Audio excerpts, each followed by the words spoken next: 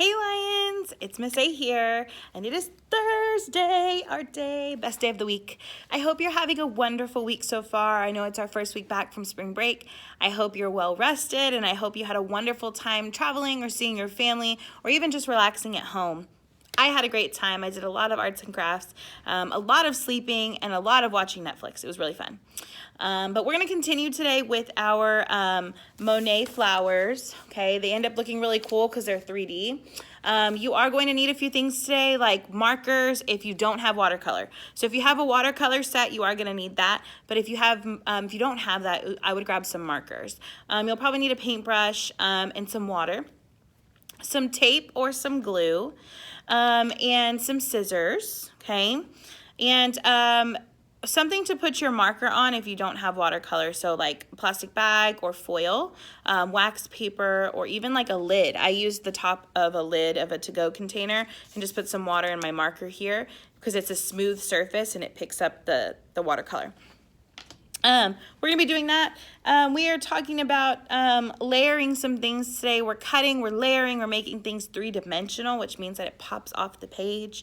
And it's going to look super awesome. So I hope you enjoy the finishing part of this lesson. I know it's been a whole 2 weeks since I've seen you, but you guys are awesome. I hope you saved all of your stuff. You need your 3 papers, your flowers, your lily pads, and your background. But they're going to end up looking really cool. So I can't wait to see them. Here comes your how-to video. Don't forget to snap a picture and upload to Schoology. I will see you soon. Bye, guys. Hi, friends. Welcome back. We are going to be assembling our lily pads. Now, I know we did these before spring break, but I hope you still have your 3 papers, your lily pads, your flowers, and your background, which would be your water. Some things you're going to need today are some markers or watercolors if you have watercolors. If not, this is going to be what we use. I'm using some lids to put the marker on and some watercolor. You can use foil or a plastic bag or wax paper, whatever you have to put your marker on to add some water to. And then I've got a cup of water. The first thing I'm going to do is I am going to watercolor my background, okay? And what I'm going to do with this is I am going to take some, I'm going to move this right here so you can see it. I'm going to take some water. Now I have a little dropper to add some water to my lid. Okay. And then if you don't have a dropper, that's fine. Just pour some water. I'm going to take some of my marker and color on top. And I'm going to use some other colors too. I'm going to do blue. I've got this kind of teal color, which I also used a little bit of teal in there. And then I'm going to throw a little bit of green in there. And this is a fun way to kind of mix colors, okay? I'm going to take my brush and move that water over here, and you're going to see it's going to start to turn into watercolor, liquid watercolor, okay? I'm going to dip my brush, and all I'm going to do is paint over this right here. And you can see that crayon resist, how the water kind of rolls off of the crayon, and the crayon still shows up.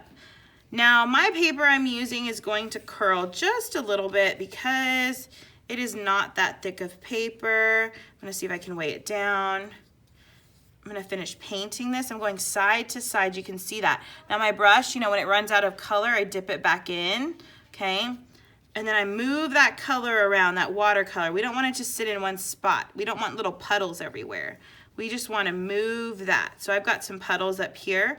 I'm going to move my watercolor puddles, move them down, okay? I'm going to do this all the way down. See how I've got some puddles right there? I don't want that, okay? I'm going to move those over because that's a bunch of color we can still use, okay?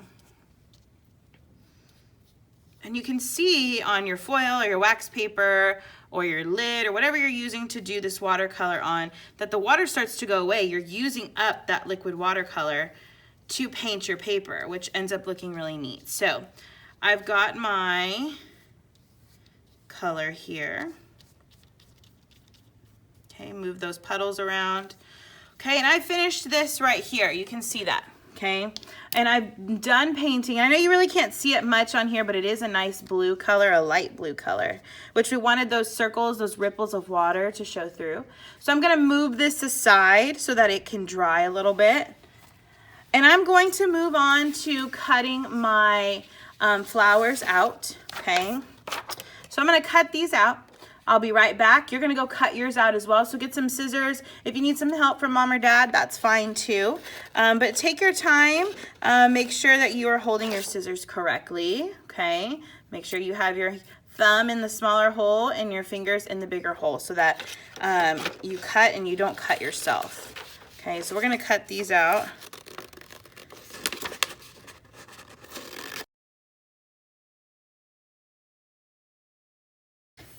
Okay, I've got my 3 flowers cut out, and I'm going to kind of put these aside because I don't need them just yet. But I am going to go grab some tape, or you can use glue, and I'm also going to grab a tissue or a paper towel to clean off my lid, okay? Now I've got this cleaned up here. I'm going to put that aside. I have some tape I will need for my flowers, but I'm going to grab my lily pads. And my lily pads are now going to be green. And what I'm going to do is do what I did earlier, and I'm going to color onto my lid or my wax paper or my foil or plastic bag, whatever you're coloring onto. Or you just dip your color in your watercolor set. It's up to you. And I'm going to add some water, okay? Now my brush still has a little bit of blue in it. You're welcome to kind of rinse it out into your water if you'd like.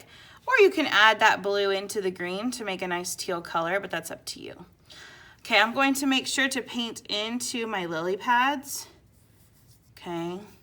And again, the color is going to look really light on camera, but once it dries, you'll be able to see how dark it turns. Now you're gonna remember, you don't want these big old puddles. So what I do is I kind of take some of that extra water that's on here and I soak it up with my thirsty brush because now it doesn't have any water in it. And there may be a little bit of puddles, but I'm gonna move over. Dip my brush back in, start to paint again.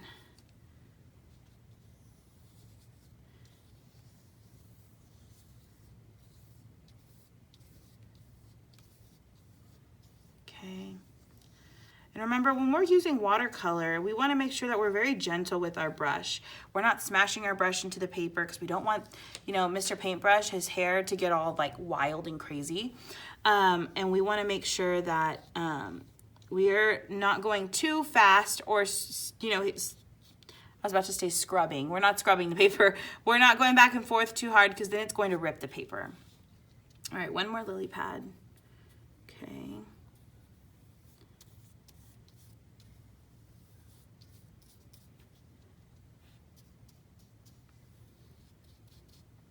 All right, now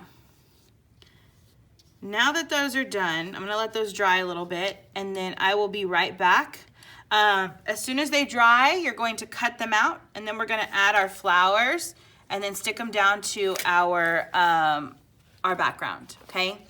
So we'll be right back. Okay, and I'm back. And again, I'm realizing that the lighting in here is so bright. You can't really see the green on my lily pads, but I promise they're green. All right, so now what I'm going to do is I'm going to bring my flowers back and some tape or some glue, it's up to you, once your lily pads are dry. And what I'm going to do is I'm going to kind of fold the petals up a little bit so they're kind of popping off of our flower. Okay. Popping off of our flower, okay? I kind of just fold them down so that they kind of pop off. And then I'm going to add some tape. And the way I do it is I take my tape and I fold it on top of each other. So it makes a little loop, okay? And then I'm gonna stick that to the bottom and stick it on. And then I've got a lily pad with a flower. I'm gonna do that to all of these.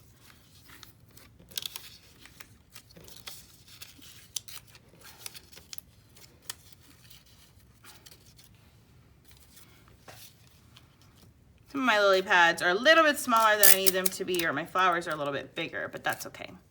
It makes it whimsical and fun. Okay, I've got another, and then my last one.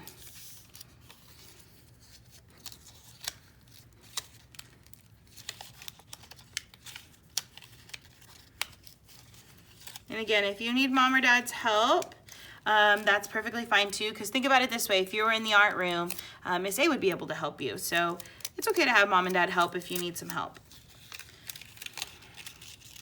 Okay, my tape and my lily pad. All right, so I've got my little lily pads with their little 3D flowers. I'm gonna bring back in my background, okay? And I'm gonna kind of just lay my lily pads where I think they should go, okay? And then I'm gonna use my tape again, or my glue, okay, to stick them on. And it's okay if they, you know, kind of curl up off the page, because lily pads, they don't necessarily float flat on the water. Sometimes you can see their edges and where they're floating. So stick my tape down. And we've got ourselves a little bitty lily pad pond. You can see that they pop off the page.